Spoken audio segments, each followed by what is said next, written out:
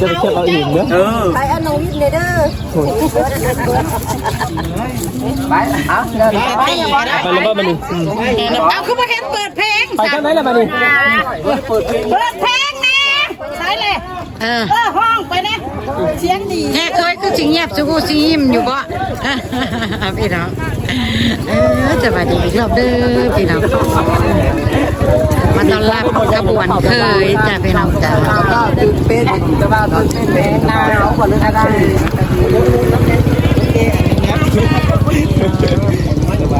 ไปเลยบ่เริ่มเลยบ่ไปแล้วไปกินเริ่มไม่ใช่หรอกเอาในเจ้าและซ้อนกันคือไปซ้อนคนละนั่นนี่เด้นี่เอาไปไหมเปิดเพลงเลยว่าห้องไปแน่เปิดกระห้องเลยไปห้องไปหาตู้เอาฝากเด้อฝากซ่องนี้นะจิไปรัดเคยข้าเจ้าให้รัดเคยไปก่อนเด้อแป๊บนึงพี่น้อง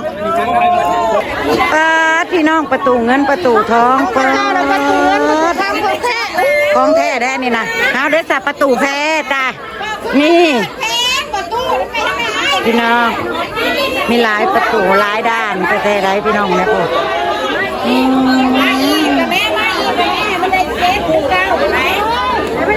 มี1 ด้าน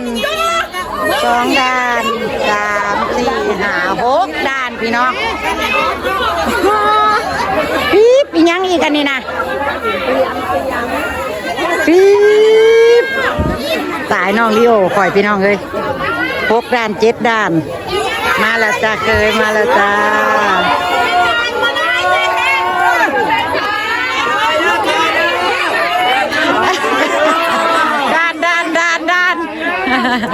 ผ่าน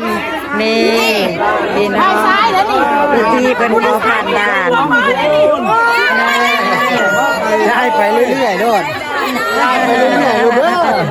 ว่าจะสารวัตร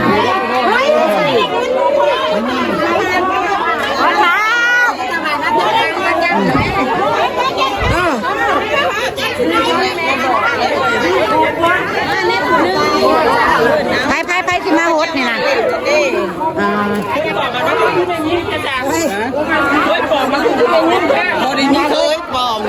เคยแท้เบิร์ดบอกเคยมาแล้วจ้าเคยมาแล้วเคยปลอมเนี่ยอย่าขึ้นไม่ยิงเป็นไม่ยิงนี่ในสายผ่านนี่เตี้ยผมฮดตีน้อยเด้ฮดตีเป็นจังไรคนกำลังล่างเป็นเคยคนชาวบ้านพี่น้องมีคลองประเพณีไหนพี่น้องอย่าเข้าอยู่นี่คือ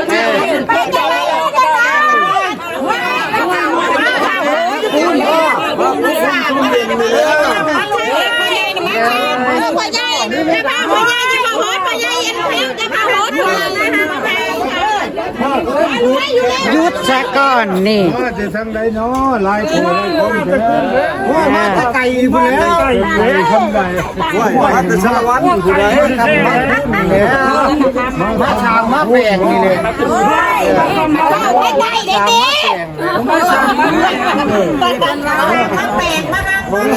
มามีเนี่ยไม่ใช่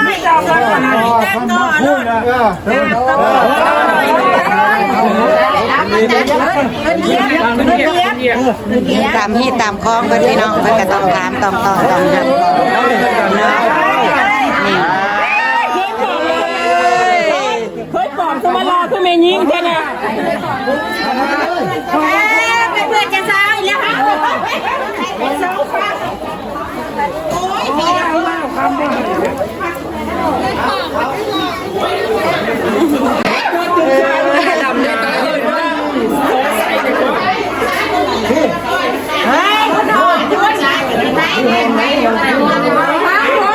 ก้อนไข่ที่บ้านนี่นะ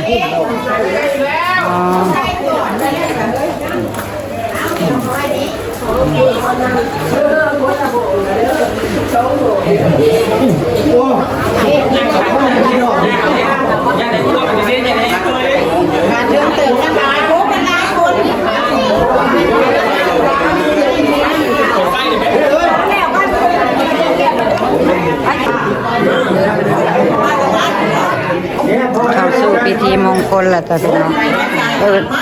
สู่ขวัญเนาะ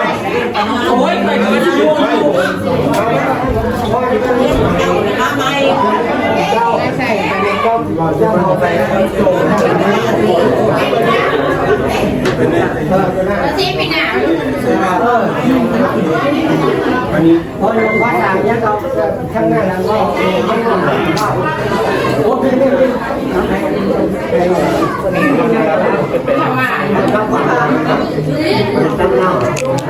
เจ้าซื้อมางามเลยไม่ได้นอนแล้วค่ะมึงไว้ข่าวๆอย่างตายเหรอเนาะ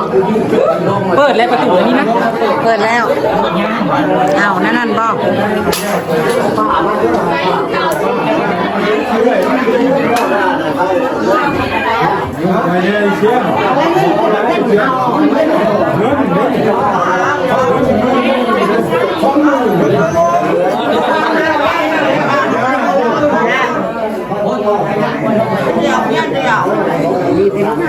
วายมันหอมมันหอมขอดาวยายนี่ขอดาวกำพูนด้วยลำด้วยไปคือมาเห็นเลยไอ้ดอกนะหลายมืออยู่ไหนอยู่บ้านหลายใบอยู่นอกบัวเลิกเลยเฮ้ยเป็นปึ๊กเป็นปึ๊กเด้อ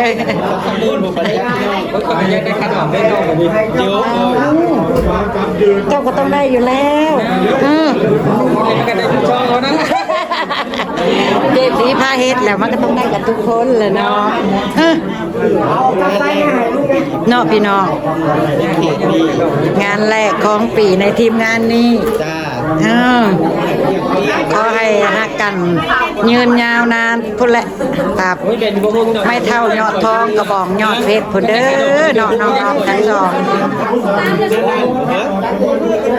ในการนะครับยืดออกไปเป็นยิ่งจังยืดออกไปเข้าในเรือช่องก็มีดึงจับแล้วสาวนั้นนี่ผ่านเช้าของยุดเรือลูกพี่ลูกพี่ใต้ให้ไปได้ครับให้คนใต้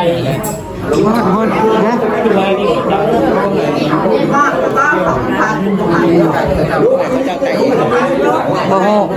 ตามข่าวแก่เพิ่นปกติกะอันจะบ่จะสาวแล้วเนาะตายเทียนพากวันสร้างเถอะเบิ่งเทียนเด้อเฮ้ยเบิ่งเทียนเด้อมีเถ่ามีแก่มีโคดมีวงมีสักขีพยานขันแน่อะไรพี่น้องมีญาติฝ่ายยิงฝ่ายชายขักแม่พี่น้องเอ้ย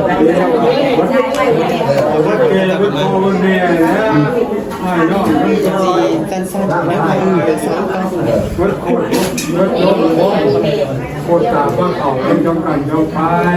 เขาก็ทำลาแบบชี้เป็นเจ๊ชี้โมชีฮักแป้งกันกับงูเพื่อนเลยหัวสมมันวาดปาดชนะได้ยังไงน้องมองเลยก็ท่านเอาใจดีกับอะไรสักพี่น้องว่าในช่องดูเจ้าคนถ้าพบกันยังแต่ว่าเราเป็นผู้เก่ามาแทนจุดใจแน่นเขาชมเราหลาทุกคนเราพักผ้าเลยเราเห็นกันมือนี้เป็นว่างานใช้ดีก็จบวันลำเลิศในโลกชมพูมีเมป้าชูป้าทองตอนนั้นก็ทั้งป้าทั้งคนกับมาดามีความเป็นลูกคุ้มเป็นจังบุญจังชองเลยเนาะจงฮักข้องกับไปนานทุกจำนานมีไก่เท่าเขาเอาเท่าเราแก่ร่วมกันทุกขึ้นวันเจ้าจะได้พวกเจ้าจะได้เลี้ยงมามือนี้พี่น้องว่าบ่อยมาก เราจะมาถึงขนาดไม่ก็ไปไหวกันแต่ตัวราชนาที่มาเรามาพวกเราโดยมอบให้ร้านปีชาครอบครัวไหมว่ามีขั้นตรงไปก็ต้องจะต้องมีไอ้ผมน้ำน้ำที่สีมีขนมได้ไหมครับต่อไรสีผมกินเองเรื่องไรจะช้อยมีทั้งกล้วยและวันทั้งต้นฟ้ามีทั้งกีฬาหลักเขาตื่นตัวมีทั้งหัวดอกไม้น้ำและมีแกงหม้อพิชอบจอมแพงเพื่อเป็นการนับโชคแต่นี่ต้องไปคอยโชคพระเจ้าได้แล้วมหาร้อยพลาของเจ้าของจงสมมุติมุมมหามุมม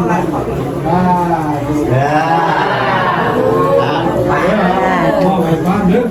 มองไปบ้านแล้วไปบ้านไปเอาเลย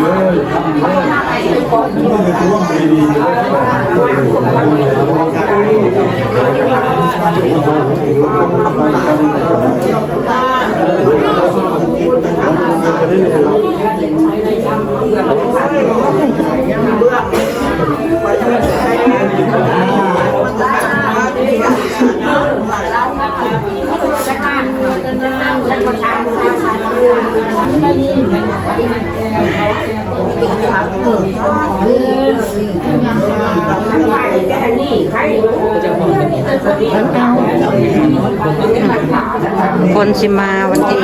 3ที่4แต่ไม่จิตโต้มือนี่บอกถ้าประบวฟังพยากรณ์อากาศนะ3-4พอดีแล้ว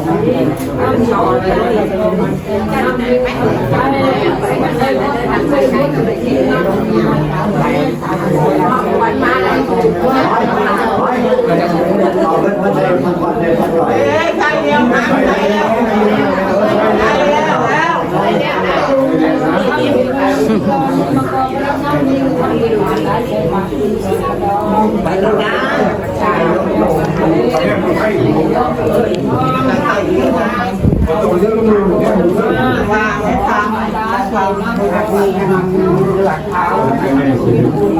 มันได้แคปค่ะ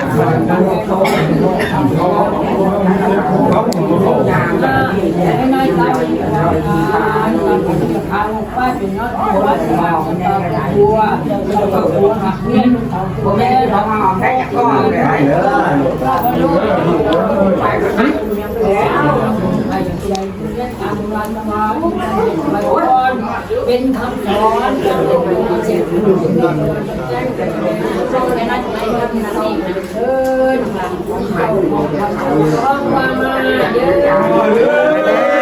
ควันเอ้ยเนาะ อยู่กับเมียอยู่น่าจ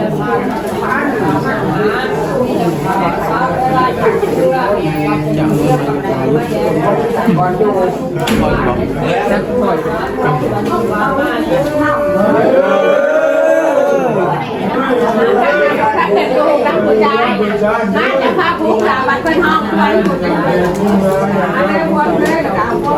พละหันมาพี่เดือเทียนมาสีดับหันมาพี่เทียนมาสีดับ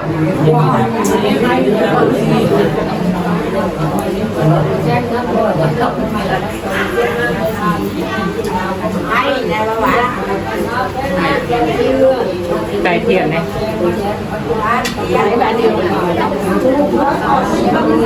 ว่าบอกได้เนี่ยมันดับนี่บอกต้องไหนไปแล้วท่านบ้า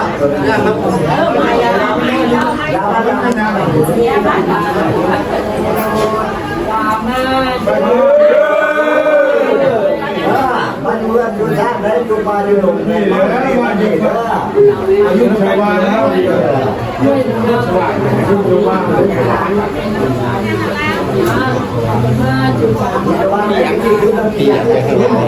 ฉันปิดเต็มโทรศัพท์เพิ่มเปิดดูจะปิดแล้ว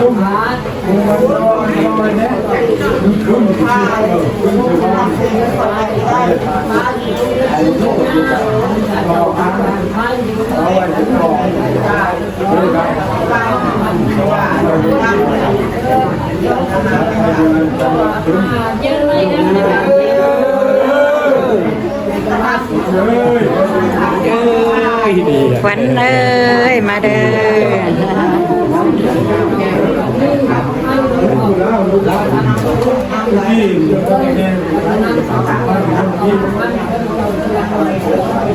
ข้าวแล้วเราจะเนาะ